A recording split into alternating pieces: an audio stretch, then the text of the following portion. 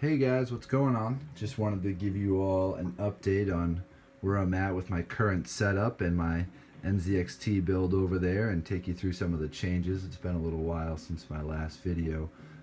Sorry about the lighting, guys. I know my flash is reflecting off the screen and stuff like that. By the way, that is the Predator X34, which I am absolutely loving. What I really wanted to showcase in this video was the temperatures that I'm getting. So you can see there that my SLI, which is overclocked, you know, the 780 Ti's from MSI, those are running at rock bottom 40 degrees. This benchmark has been running for over 20 minutes. It's running at ultra settings, okay? It's running at windowed 1080p mode. It's running 8x anti-aliasing, and the temperatures just do not budge. Now my fans aren't crazy ramped up. I have them in balance mode set by the Corsair Link software. You can even see that the processor temps, everything is just unbelievably low, way better than I ever would have hoped. And again, they are not moving, even with this benchmark and other things running on the system, you know, staying rock solid where they're at. Let me take you over to the computer real quick, just to go over briefly some of the changes. I just got done doing my first drain of the system. The system's been together for just shy of a year. You know, I didn't really need to drain it, but you know, it's best practice. There was nothing floating around in the loop. I'm not having any issues with plasticizer and stuff like that. A couple of things that you'll notice that are different if you've watched my other videos are I've painted my SSDs. That's actually done with Plastidip. I wanted it to match, you know, obviously the red and black theme a little bit better.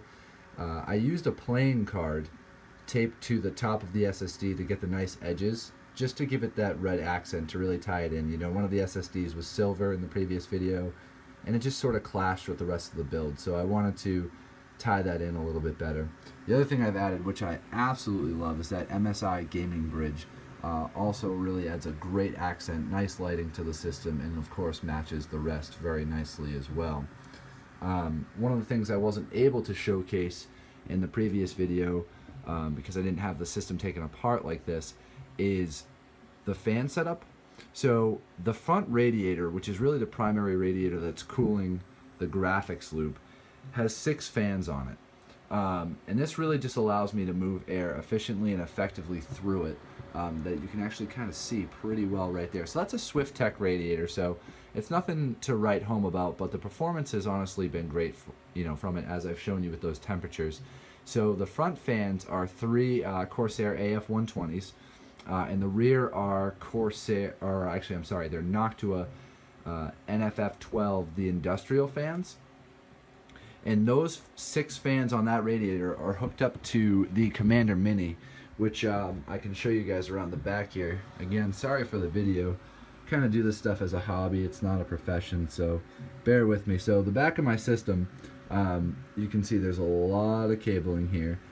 You can see all the cable mod stuff, and you know, this case isn't really the best case for water cooling, but you know, my performance is great, the temperatures are great, so I can't really complain too much.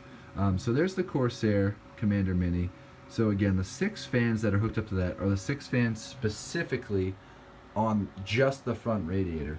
Everything else is being controlled by the Swift-Tech splitter that comes with the H440X.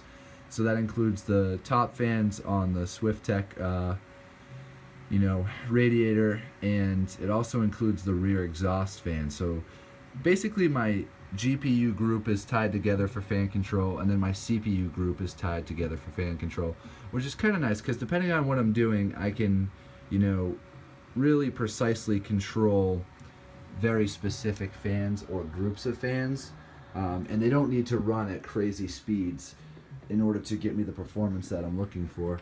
So yeah, I just wanted to give you a brief update so you could see how everything looks, how everything's working. That benchmark is still running over here, so we'll come back and check the temps. Still sitting at rock bottom 40s, haven't budged.